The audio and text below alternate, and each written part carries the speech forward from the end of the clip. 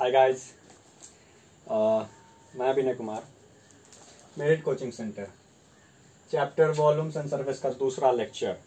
कल हमने तीसरे प्रश्न तक किया था, आज चौथे प्रश्न से करेंगे। ठीक है, चौथा प्रश्न कह रहा है 1.75 सेंटीमीटर व्यास और 2 मिलीमीटर मोटाई वाले कितने चांदी के सिक्कों को गलाकर 5.5 सेंटीमीटर गुने 10 सेंटीमीटर गुने 3.5 सेंटीमीटर आयाम का एक घनाव बनाया जा सकता है।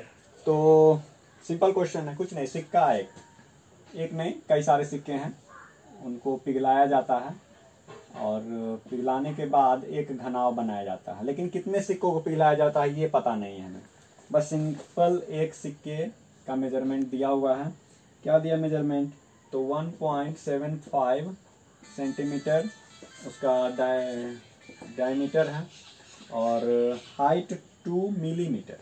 2 मिलीमीटर, ये देखने वाली बात है, गौर करने वाली बात है। हाइट मिलीमीटर में और डायमीटर सेंटीमीटर में। ठीक है, तो बहुत सारे सिक्कों से एक घनाव सही है, घनाव बनाया जाता है को पिघलाकर। ठीक है, पिघलाने वाली बात हो रही फिर से। तो घनाव का मेजरमेंट दिया है 5.5 सेंटीमीटर लेंथ है, ब्रीथ है इसका 10 सेंटीमीटर एंड हाइट है इसका 3.5 सेंटीमीटर। ठीक है, पिघलाने वाली बात हो रही, तो पहले भी बोल चुके हैं, पिघलाने वाली बात होगी तो हम लोग वॉल्यूम की बात करेंगे। तो सबसे पहले क्या करेंगे, सिक्के का वॉल्यूम निकालेंगे। सिक्का देखने में बहुत, उसका जो थिकनेस होता है बहुत कम होता है, लेकिन होता वो बेलनाकार ही है। जब मिलीमीटर में इसने 2 मिलीमीटर उसका हाइट मेजर किया हुआ है तो होता बेलनाकार है। तो बेलनाकार है तो बेलन का आयतन का फॉर्मूला यहाँ पे हम लोग यूज करेंगे। 4th नंबर क्वेश्चन है। तो एक सिक्के का आयतन क्या हो जाएगा? एक सिक्के का आयतन हो जाएगा आपका pi are square. H pi means 22/7, r है आपका डी डायमीटर है, यानी कि व्यास है 1.75 सेंटीमीटर। तो क्या करेंगे, 1.7 centimetre by 2 into 1.75 centimetre by 2 into H. H को यहाँ पे क्या करेंगे हम लोग, बाकी सारा चीज सेंटीमीटर में। आप देखो आप इसका व्यास भी सेंटीमीटर में है और जो घनाव बन के तैयार हो रहा है उसका भी मेजरमेंट सेंटीमीटर में ही दिया है। तो क्या करेंगे हम लोग, 2 mm जो एच है उसको क्या करेंगे, मिलीमीटर को सेंटीमीटर में कन्वर्ट कर देंगे। तो 2 मिलीमीटर डिवाइडेड बाय हो जाएगा आपका 10 मिलीमीटर पर सेंटीमीटर। मिलीमीटर कट गया और ये हो जाएगा आपको 0.2 सेंटीमीटर। ठीक है, यूनिट कन्वर्जन आनी चाहिए। ये हो जाएगा आपका 0.2। ठीक है, और देन कुछ कैलकुलेशंस भी कर सकते हैं, कर लेंगे, कोई बात नहीं। ये हो गया आपका सेंटीमीटर क्यूब। ठीक है, अब क्या करेंगे, घनाव का आयतन निकालेंगे। घनाव का आयतन, ठीक है, क्या फॉर्मूला होता है? LBH। एल कितना है 5.5 सेंटीमीटर इंटू बी कितना है 10 सेंटीमीटर, एच कितना है 3.5 सेंटीमीटर। देन क्या हो जाएगा, ये हो जाएगा 5.5 इंटू 10 इंटू 3.5 सेंटीमीटर क्यूब। ठीक है, अब देखो ये जो घनाव बना है इसका आयतन इतना है, ये छोटे छोटे सिक्कों से मिलके बना है जिसका आयतन इतना है एक सिक्के का। तो कितने सिक्कों से ये घनाव बना है ये हमें पता करना है। तो क्या करेंगे, सिंपल थिंग है, इसके एक छोटे सिक्के के आयतन को पूरे घनाव के आयतन में भाग कर देंगे। ठीक है, तो सिक्कों की संख्या कैसे निकालेंगे, सिक्कों की संख्या के लिए लिखेंगे घनाव का आयतन डिवाइडेड बाय एक सिक्के का आयतन। एक सिक्के का आयतन। ठीक है, घनाव का आयतन कितना था 5.5 into 10 into 3.5 centimetre cube divided by क्या हो जाएगा, यहाँ से लाओ 22/7 गुने 1.75/2, 1.75/2 गुने 0.2 2 centimetre cube centimetre cube cut जाएगा। अब क्या करेंगे, इसको हम लोग सॉल्व करेंगे। यहाँ पे भी कर सकते हैं या फिर यहाँ पे भी आप कर लेते और आसान सा एक छोटा सा कैलकुलेशन करके निकल के आता, उसको डिवीजन में यूज कर सकते। तो इसे आपको करना होगा, इसका कैलकुलेशन आप खुद करेंगे घर पे बैठ के, ठीक है। ये मैं नहीं करने वाला हूँ, आप करेंगे, आप सीखेंगे। मैथ प्रैक्टिस से ही सीखता है और यहाँ पर जो आएगा वो आपको सिक्कों की संख्या होगी, ठीक है। क्लियर है, कॉन्सेप्ट क्लियर होना चाहिए। चलिए यहीं तक था ये क्वेश्चन, आगे बढ़ते हैं।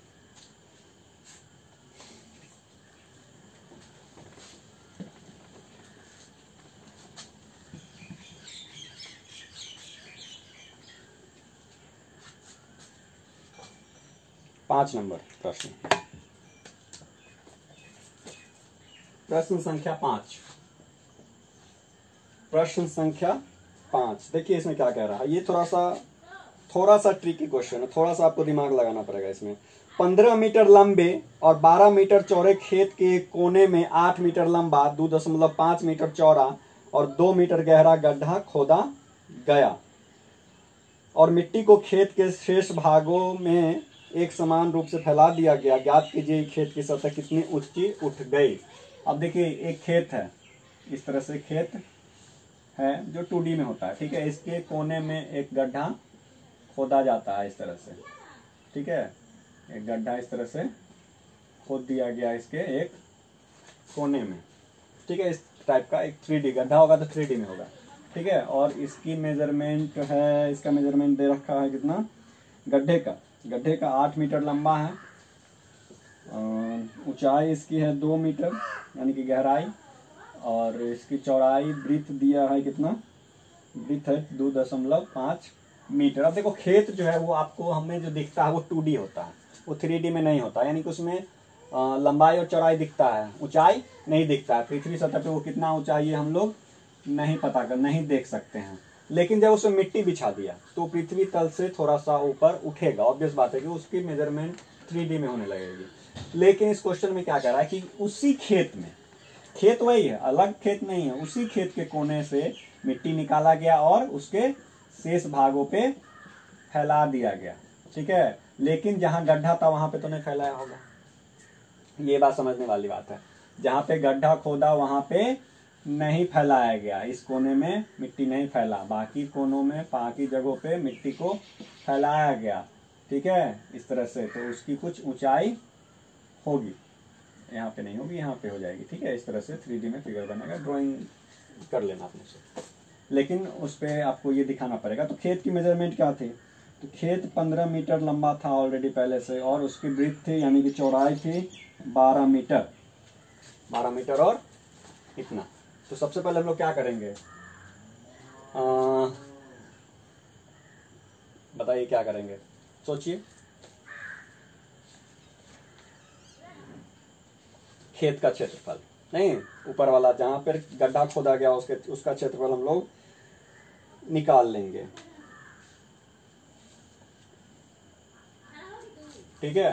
अब देखिए खेत का क्षेत्रफल 2D में, जब खेत 2D में था, जिस समय मिट्टी नहीं बिछाई गई थी, उस समय खेत का क्षेत्रफल क्या हो जाएगा, तो खेत का क्षेत्रफल, खेत आयताकार है तो 12 × 15 मीटर स्क्वायर, ठीक है। ये 160 मीटर स्क्वायर होना चाहिए, ठीक है। नहीं 160 में 180 होना चाहिए, 180 मीटर स्क्वायर, ठीक है। 1 मीटर खेत का क्षेत्रफल हो गया 180 मीटर स्क्वायर, ठीक है। अब जिस भाग पे गड्ढा को खोदा गया, गड्ढे को कहाँ पे खोदा गया, गड्ढा को इस भाग पे खोदा गया, तो गड्ढा को खोदा गया तो गड्ढे का क्षेत्रफल कितना होगा, यानी कि गड्ढे का ऊपरी भाग का क्षेत्रफल क्या होगा, सतह पर, गड्ढे के सतह का क्षेत्रफल क्या हो जाएगा बताइए। गड्ढे के सतह का क्षेत्रफल वो भी एक लेंथ एंड लंबाई और चौड़ाई में, तो क्या हो जाएगा 8 metre into 2.5 metre 20 metre square, ठीक है। 20 मीटर स्क्वायर निकल के आ गया हमको गड्ढे के सतह का क्षेत्रफल। अब देखिए मिट्टी जो फैलाया गया है वो गड्ढे के क्षेत्रफल को छोड़कर फैलाया गया, यानी कि सतह को छोड़ करके फैलाया गया। तो कितने हिस्सों में फैलाया गया होगा? तो मिट्टी फैलाई गई सतह का क्षेत्रफल क्या हो जाएगा?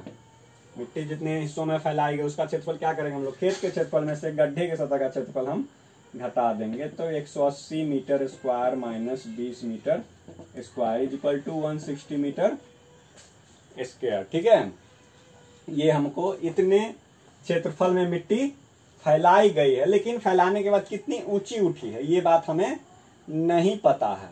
हमें ये बात नहीं पता, यही निकालना है हमें।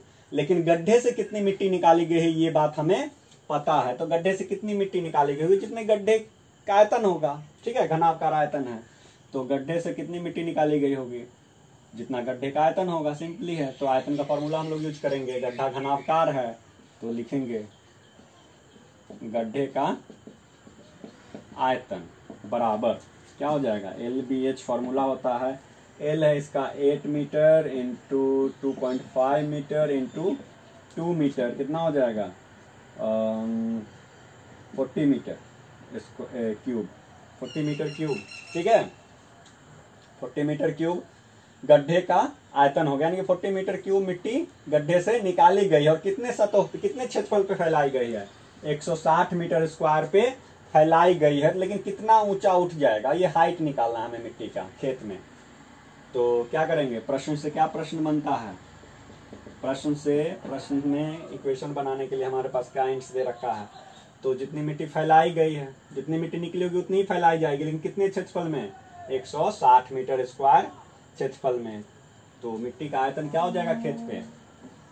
खेत में हो जाएगा मिट्टी फैलाई गई मिट्टी। ठीक है, फैलाई गई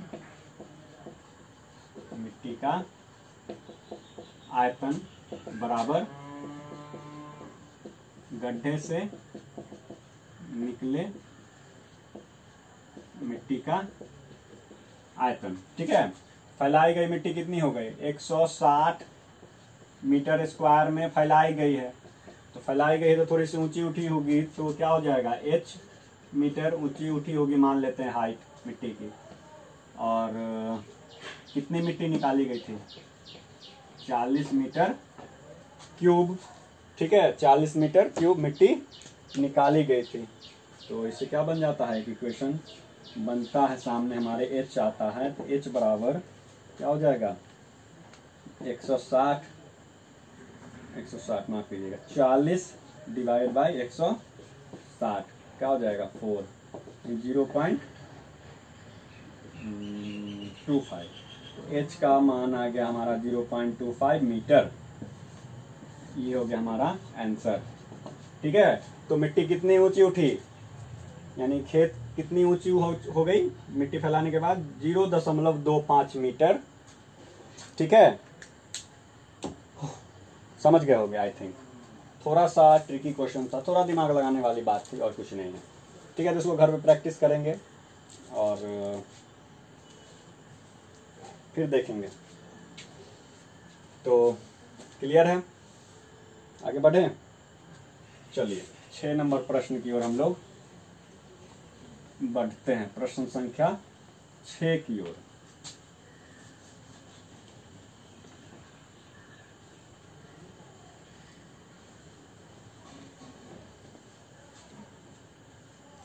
प्रश्न संख्या 6 में कह रहा है 22 सेंटीमीटर किनारे वाले एक ठोस घन को पिघलाकर 7 सेंटीमीटर लंबा वृत्ताकार समबेलन बनाया जाता है। तो बेलन की त्रिज्या ज्ञात कीजिए। फिर से वही उसी टाइप का क्वेश्चन है जो पहले हम लोग कर चुके हैं।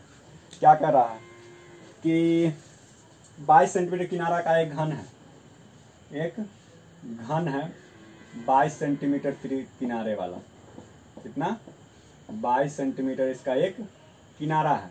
ठीक है, इसको पिघला करके बना दिया जाता है क्या? एक समबेलन या फिर बेलन। ठीक है, जिसकी ऊंचाई है 7 सेंटीमीटर लंबा, 7 सेंटीमीटर ऊंचा है, लेकिन इसका रेडियस नहीं दिया, इसकी त्रिज्या हमें फाइंड आउट करनी है।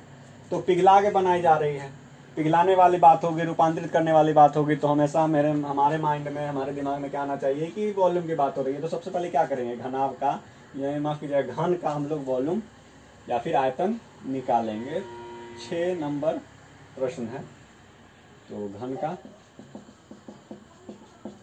आयतन क्या हो जाएगा, 22 का क्यूब सेंटीमीटर क्यूब, ठीक है, ये 22। अब क्या करेंगे, बेलन का आयतन,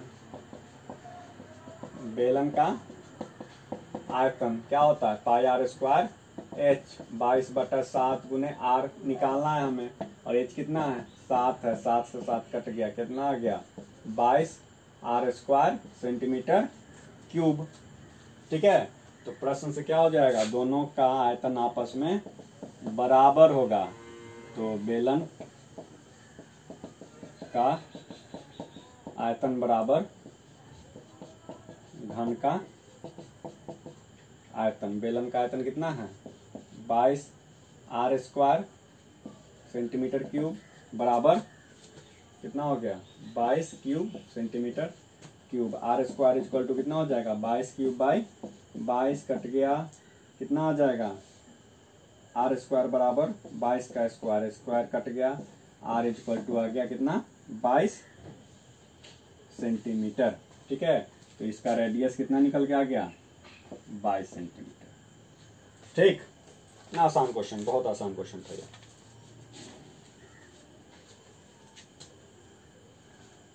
चलिए एक क्वेश्चन और देखते हैं आज।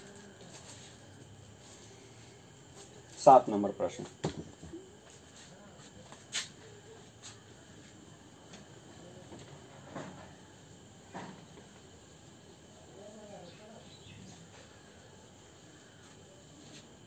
सात नंबर प्रश्न में क्या कह रहा है, किसी लंबवृत्तीय ठोस बेलन के आधार की त्रिज्या 4 सेंटीमीटर और ऊंचाई 3 सेंटीमीटर है, ठीक है।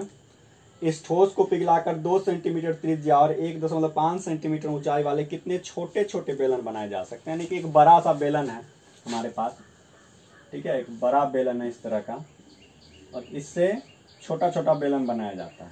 इसको पिघला करके छोटा छोटा बेलन बनाया जाता है। तो पूछ रहा है कितने बेलन बनाए जा सकते हैं, मेजरमेंट दिया हुआ है, बड़े वाले का मेजरमेंट भी दिया हुआ और छोटे वाले का भी दिया हुआ है। बड़े वाले की त्रिज्या है 4 सेंटीमीटर और ऊंचाई है 3 सेंटीमीटर, और इसको पिघला करके छोटा बनाया जाता है। इसकी त्रिज्या है 2 सेंटीमीटर और ऊंचाई है 1.5 सेंटीमीटर, ठीक है। तो फिर से वही बात हो गई कि इसका वॉल्यूम निकालेंगे, इसका वॉल्यूम निकालेंगे, इसके वॉल्यूम से इसमें भाग कर देंगे। देखते हैं करके 7 नंबर प्रश्न। तो बड़े बेलन का आयतन, बड़े बेलन का आयतन क्या हो जाएगा, पाई आर स्क्वायर एच। पाई को नहीं छेड़ेंगे, पाई को पाई ही रहने देंगे, क्योंकि छोटे वाले में भी पाई आएगा, कैलकुलेशन करने में बहुत आसान हो जाएगा। पाई को रहने देते हैं। आर क्या हो जाएगा, 4 का स्क्वायर, एच हो गया 3, 4 चौका 16, 3 48, 40 माफ कीजिएगा 48, ठीक है, 48 सेंटीमीटर क्यूब, ठीक है। अब किसका निकालेंगे, छोटे बेलन का। छोटे बेलन का आयतन, फिर से formula pi are square H, इसमें अभी पाई को रहने देंगे, आर इसलिए बदल जाएगा इसके लिए, 2 का स्क्वायर इंटू एच कितना है 1.5, 2 दूना 4, डेढ़ हो जाएगा 6 पाई सेंटीमीटर क्यूब। अब क्या निकालना था हमें, बेलनों की संख्या, छोटे छोटे बेलनों की संख्या। तो जितने बेलन बनेंगे उसकी संख्या को निकालने के लिए क्या करेंगे, बेलनों की संख्या इज इक्वल टू हो जाएगा बड़े बेलन का आयतन, ठीक है, बड़े बेलन का आयतन डिवाइडेड बाय छोटे बेलन का आयतन। बड़े बेलन का आयतन कितना है 48 पाई सेंटीमीटर क्यूब डिवाइडेड बाय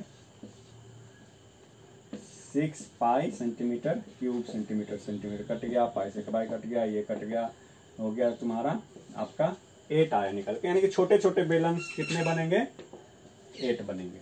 ठीक है, 8 छोटे छोटे बेलन बनाए जा सकते हैं। 4 सेंटीमीटर त्रिज्या और 3 सेंटीमीटर ऊंचाई वाले बड़े बेलन को पिघला करके अगर बनाते हैं हम 2 सेंटीमीटर त्रिज्या और 1.5 सेंटीमीटर का छोटा छोटा बेलन, तो ठीक है, इसका आंसर हो गया 8। ठीक, और आई थिंक समझ में आ गया होगा।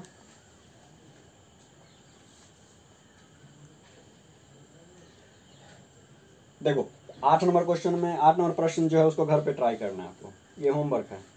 सेम क्वेश्चन है, सिर्फ इसमें समबेलन को बदल दिया है, किसमें, पिघला करके छोटे छोटे 2 सेंटीमीटर किनारे वाले घन में बदल रहा है। क्या कर रहा है प्रश्न, 7 सेंटीमीटर ऊंचाई के ठोस समबेलन जिसकी आधार की त्रिज्या 2 सेंटीमीटर है और को पिघलाकर कितने 2 सेंटीमीटर किनारे वाले घनाकार पासे बनाए जा सकते हैं। सेम है, बेलन रहेगा, बेलन को पिघला करके बनाया जा रहा है। ठीक है, तो बेलन का आयतन निकालेंगे, छोटे घन का आयतन निकालेंगे और उसको क्या करेंगे, उसको क्या करेंगे बताइए, इसको करना है घर पे। ठीक है, क्या करेंगे नहीं करेंगे, शुरू से 1 नंबर क्वेश्चन से इसी तरह के क्वेश्चन हम लोग करते आ रहे हैं, तो इसको घर पे करना है होमवर्क। तो आज के लिए इतना ही रहने देते हैं, कल फिर देखेंगे। ठीक है, चलिए बाय।